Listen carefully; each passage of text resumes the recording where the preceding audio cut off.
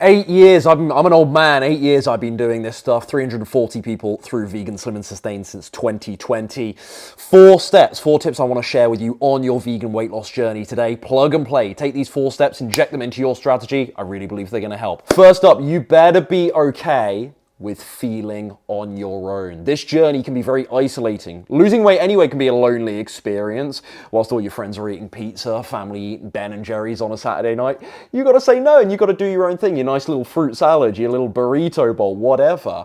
So you better be okay with being on your own. But look, people get it, right? If you say you want to lose weight, the average adult in the UK, the Western world, they're going to resonate with that. They might have tried, to lose weight at some point in their lives. What they might not resonate with, though, is the fact you're not doing it without meat and dairy. Goodness forbid. Boo-hoo. What about the eggs? What about the cheese? Oh my goodness. Protein, B12. You better be ready for these questions. You don't have to be clued up. You don't have to be a great debater. You don't have to know every anti-vegan and every vegan argument under the sun. You don't need to do that level of research, but you've got to be ready for people's questions and to sometimes very humbly say, look, I don't know about that yet. I feel really good what I'm doing right now. I'm going to keep doing it. I'm going to do my research in time and I'll let you know how it works out for me.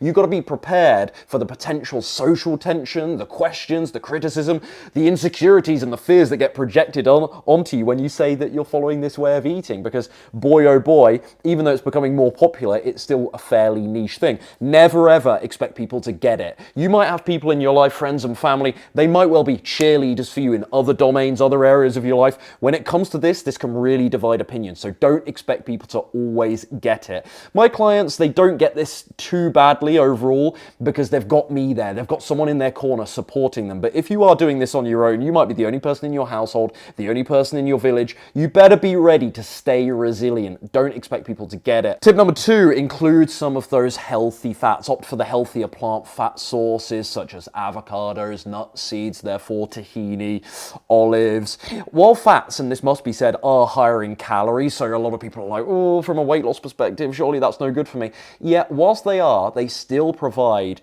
essential nutrients and, I argue, can really help you feel satisfied. Now, I appreciate in some corners of the whole foods plant-based world, there's some debate about fat intake, certainly in online circles, but my stance on this, after weighing this up, after trying different methods myself, my stance on this is perfectly clear. I agree with the whole foods plant-based low-fat diet overall, but I don't believe in the total exclusion of these healthy, or rather of all fat-rich plant foods. I don't agree with saying no to them altogether. I think they do bring something to the table. You just need to control the amount of them you're having to reap the rewards without the potential risk of those added calories from a weight loss perspective. Hormonally, satisfaction-wise, nutritionally, I think these are really beneficial unless you're in a really extreme circumstances like gallbladder problems, so on and so forth, when you need to keep that fat intake low. Tip number 3, portion control. We got to get this right. Just eat plants and you can eat as much as you want. You can have seconds if you're doing the 50-50 plate. Have you ever heard these before? Have you ever been given this advice before? Have you thought this yourself before?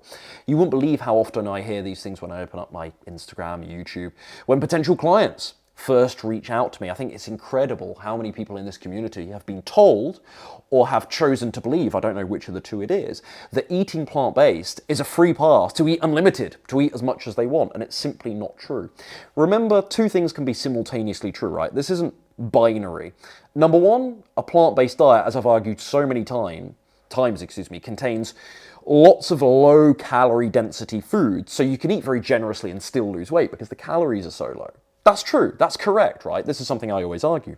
But at the same time, and this is the massive caveat, a plant-based diet still contains high-calorie foods that you can't eat so liberally, things like nut butters, for example, being an obvious example.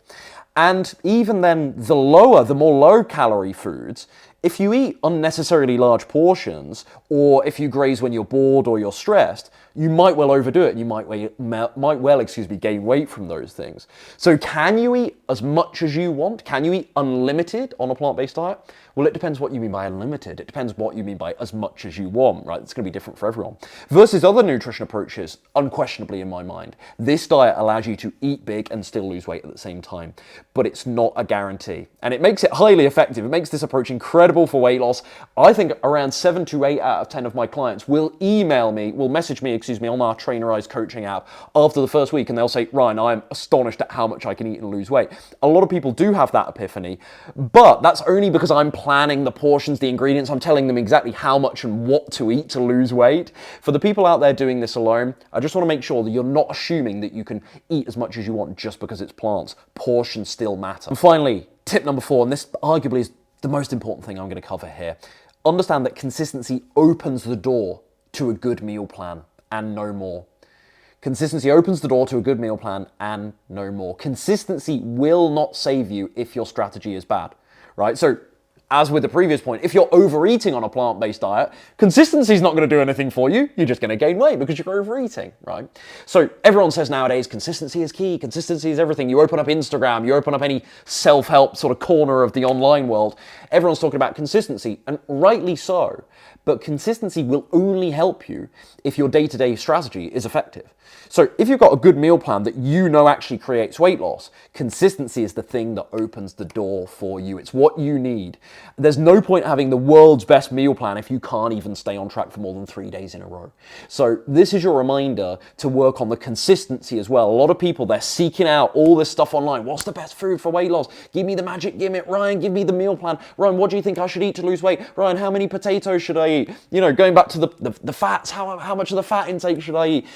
Everyone wants the nutrition tidbits, right? But all of this is futile if you're not consistent. So plug those leaks. Look at your week right now and ask yourself, where am I going wrong? Where do I go off track? Where are the slip-ups? Is it social engagements? Is it boredom eating? Do I eat when I'm stressed at work? You need to fix those things. And I've covered those stuff in previous videos. We're going to open that can of worms if I try and solve all these problems here today. We'll be going for hours and hours and hours. But you need to think about plugging those leaks. As much as I share nutrition strategy on this channel, 700 videos here now, none of this matters, as I say, if you can't string a few good days together in a row. So consistency isn't everything, because adversely, if you've got a terrible plan, consistency isn't going to save you. Ryan, I'm eating really, really well every day, but I'm not losing weight. Well, something's wrong with your plan then. Your consistency isn't in question. Your compliance isn't in question. Something's wrong with your plan. So you need consistency plus a good plan. That's going to lead to incredible vegan weight loss results. Question though, how do you become more consistent? If you're nodding your head like, yeah, he's got me on this, how do you become more consistent? First thing, repetition. Just being consistent allows you to be more consistent because it programs your mind that consistency is the norm, that this new way of eating is your norm, and you don't have so many slip-ups. Once you've been on track for some time, it gets easier because you ingrain those habits, you train the behavior, you train a new belief system. Secondly, number 2, I've always been a believer that consistency follows commitment. I think when your commitment is high, when you know why you're doing this, when your motives are strong, it's very easy to justify staying on track. That conviction is there to stick with this day in, day out, even when you're struggling. Number 3, you can attach some kind of challenge or reward to your goal. I refer to these as commitment devices.